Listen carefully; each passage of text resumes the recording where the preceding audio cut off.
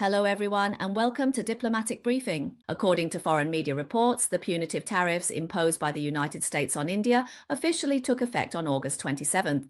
India, once seen as the winner of the Russia-Ukraine conflict, may now be knocked back to its original state. Reuters, citing analysts on August 27th local time, estimated that since the beginning of 2022, India has saved at least $17 billion by increasing its imports of oil from Russia.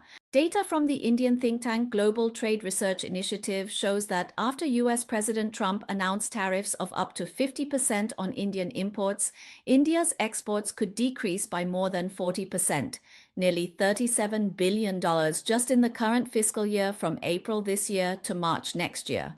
Experts also believe that some other countries may use India's response to US tariffs as a reference. Jacob, the founder of the Indian think tank Council for Strategic and Defense Research, pointed out that the key takeaway for other countries is that if a rising major economic and military power like India is facing such immense pressure from the United States, then they are even less capable of resisting US coercion. In addition, some countries may interpret the current developments as China potentially becoming a counterbalancing force, especially given Trump's unpredictable and aggressive geopolitical moves.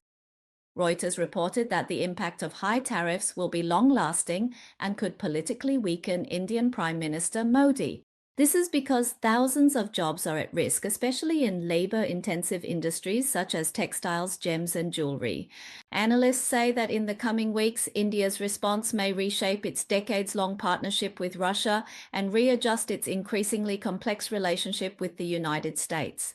From the perspective of the United States, however, this relationship is crucial for containing China's growing influence in the Indo-Pacific region. Jacob, the founder of the Council for Strategic and Defense Research, stated that India needs Russia to continue supplying defense equipment in the coming years, to provide cheap oil when possible, to offer geopolitical support in continental affairs, and to back India politically on sensitive issues.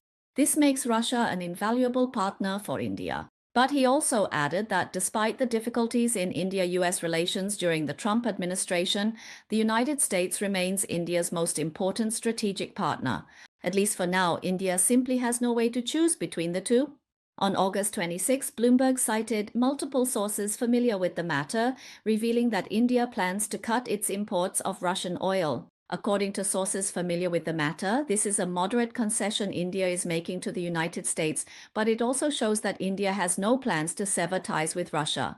Two Indian government sources told Reuters that India hopes to repair its relationship with the United States and is willing to increase its purchases of American energy, but is unwilling to completely stop importing oil from Russia. According to reports, Russian crude oil currently accounts for nearly 40% of India's total oil imports, whereas before the Russia-Ukraine conflict, it was almost zero. Analysts say that an immediate halt would not only mean yielding under pressure, but would also be economically unfeasible. Reuters reviewed internal assessments from the Indian government, which show that if India, the world's third largest oil consumer and importer, stops buying oil from Russia, international oil prices could soar to over $200 per barrel, more than 3 times the current level. India would also lose the discount of up to 7% off the global benchmark price that Russian oil currently offers. India has warned that stopping the current daily import of about 20,000 barrels of Russian oil would disrupt the entire supply chain and drive up domestic fuel prices. The Indian side also cited former US President Biden, saying that the Biden administration had once supported their purchase of Russian oil to help maintain global oil price stability. The Russian side, for its part, has stated that it expects India to continue buying its oil. Experts in international relations believe that Trump's latest move could push US-India relations back to their worst stage since 1998, when the US imposed sanctions on India for conducting nuclear tests. In addition to trade disputes, the conflict could also spill over to affect work visas for Indian technology professionals and outsourcing services. According to reports, even if India manages to get some tariffs lifted in the future, there will still be long-term effects, especially in the area of trade. Sri Astaya, founder of the Global Trade Research Initiative and former Indian trade official, said that competitors such as China, Vietnam, Mexico, Turkey, and even Pakistan, Nepal, Guatemala, and Kenya could all benefit.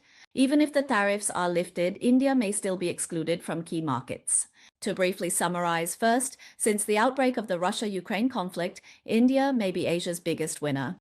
India has increased its imports of oil from Russia, refining it and then reselling it to European and American countries, thereby gaining considerable economic benefits.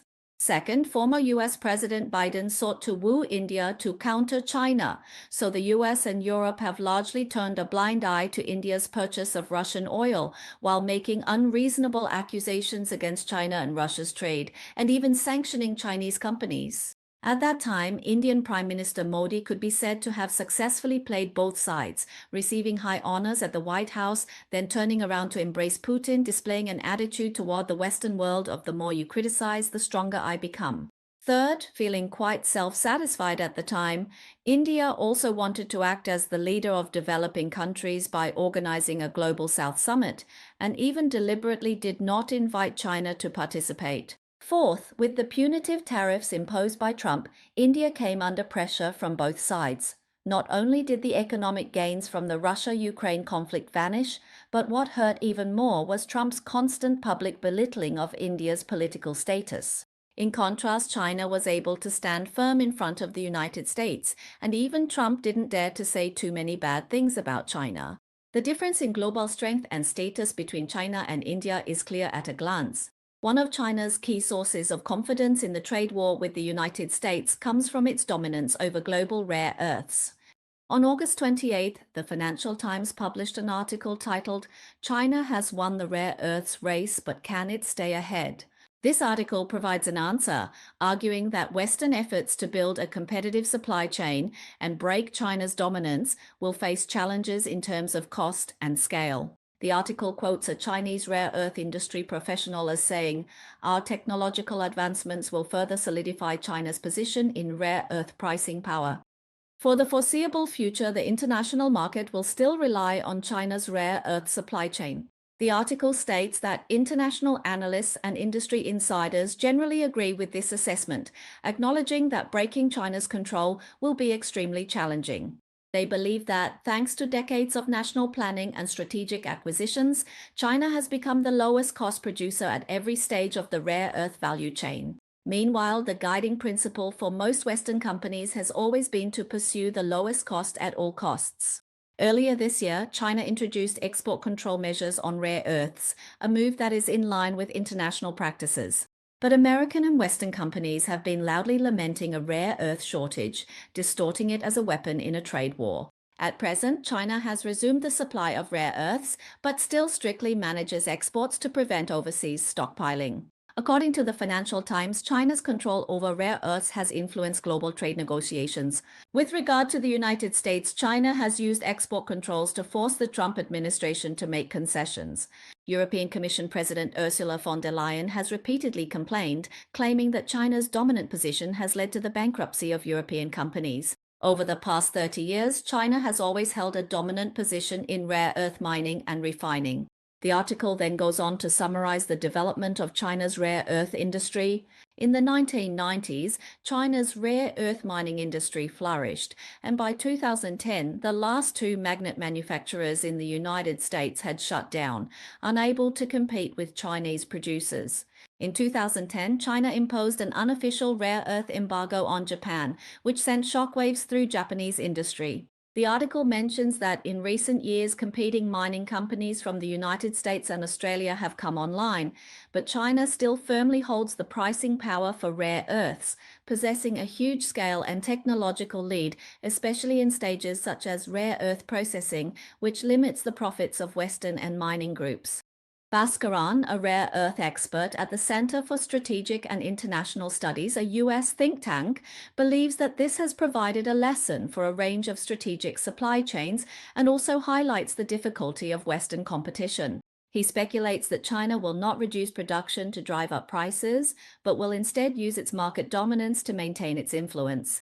He said this is not limited to rare earths. This pattern will be repeated in other commodities as well. Zhang Haiming, former vice president of the American Chamber of Commerce in Shanghai, predicts that the rare earth supply diversification strategies of other countries will face numerous severe challenges, including time, cost, and human capital. He pointed out that the time required alone will be at least 10 to 20 years, and the costs will amount to at least several $trillion. And where will the talent come from? Who knows how to process these materials? Who understands the purification process? How do you achieve high purity? Most countries simply do not have this kind of talent. Regarding the international demand for non-Chinese and high-priced magnets, David Hatch, founder of a UK-based technical materials research company, expressed skepticism. He questioned that the guiding principle for most Western companies has always been to pursue the lowest cost at all costs. If there are lower-cost alternatives, why would anyone buy from high-cost producers? After hearing these experts' conclusions, it seems clear that China will continue to dominate the rare earth industry